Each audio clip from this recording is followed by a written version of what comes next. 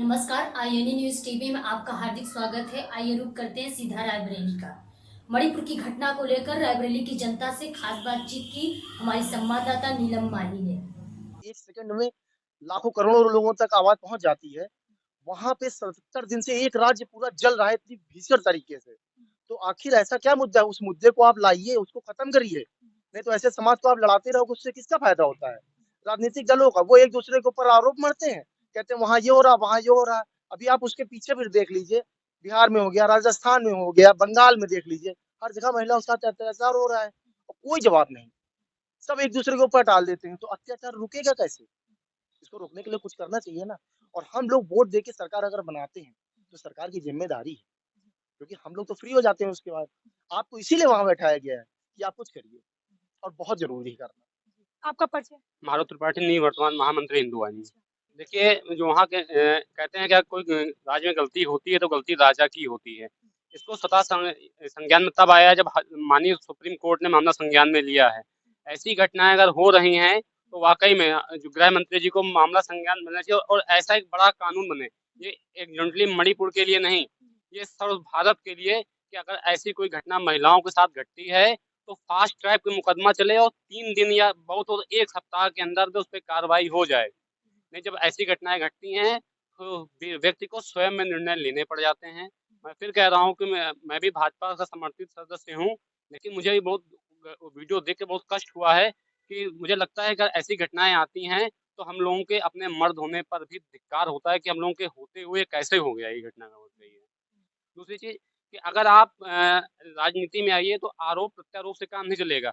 कुछ मामलों में सभी राजनीतिक दलों को एक होना चाहिए कि अगर आज मणिपुर में हो रहा तो कांग्रेस वाले बोलेंगे, उसके बाद अगर बीजेपी यूपी में हो रहा तो कांग्रेस सपा बोल देगी, राजस्थान में सरकार कांग्रेस की है तो हम बीजेपी और चिल्लाएंगे गलत हो गया है।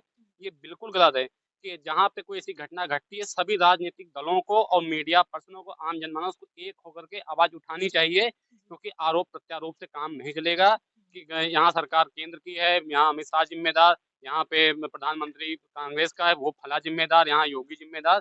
इससे काम अब नहीं चलेगा। अब बड़ा निर्णय लेना चाहिए और केंद्र सरकार को निर्णय लेना चाहिए। जैसे उन्होंने बिना किसी से पूछे राष्ट्र हित में नोटबंदी की, सबने समर्थन किया, लॉकडाउन लगा, सबने समर्थन किया, तो वैसे ही महिला सशक्तिकरण पे एक बहुत ठोस मुद्दा उठा के निर्णय लेना चाहिए और संविधान में नियम पारित हो कि अगर किसी महिला के साथ अभद्रता होती है 3 दिन के अंदर में फांसी हो जाएगी। अगर केवल 2 व्यक्तियों को फांसी हो जाए तो ऐसे कृत्य तो कभी जीवन में होंगे ही नहीं। लेकिन ये हाय रे भारत की राजनीति कि ये भैया यहाँ मोदी की गलती, यहाँ अमित शाह की गलती, यहाँ पे राहुल गांधी, यहाँ पे सोनिया गांधी। इससे अब काम नहीं चलेगा, एक बड़ा मुद्दा उठाना पड़ेगा। मुझे लगता है कि सब राजनीतिक दलों को, खासतौर से आम जनमानस को इसमें एक होना चाहिए और रोड पे आना चाहिए कि एक बड़ा कोई नियम कानून आए कि ऐसी घटनाएं ना घट पाए।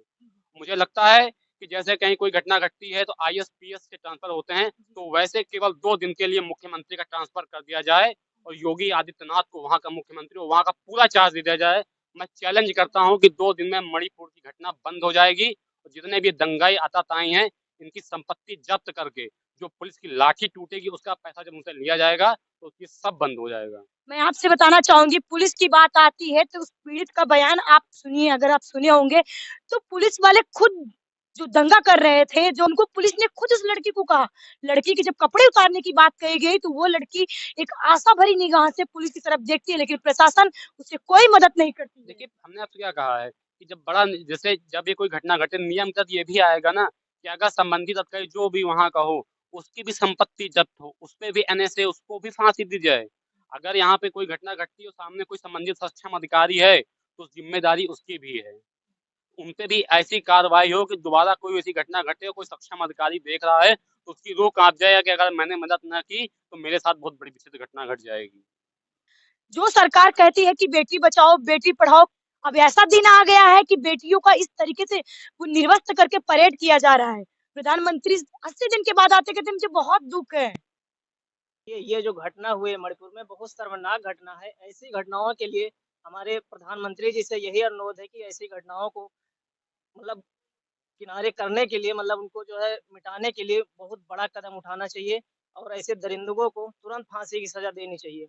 और जो है ऐसे जघन्य अपराध करने वाले व्यक्तियों को कड़ी से कड़ी, और बेटी बचाओ बेटी पढ़ाओ को जो नारा दिया है हमारे प्रधानमंत्री मोदी जी ने, इनके लिए इनका जो है बहुत ठीक-ठाक जो है संज्ञान लेना चाहिए इनके लिए। मैं आपको बता दूं कि बेटियां डर रही हैं, पूरे देश की नारियां डर रही हैं, बेटियां डर रही हैं।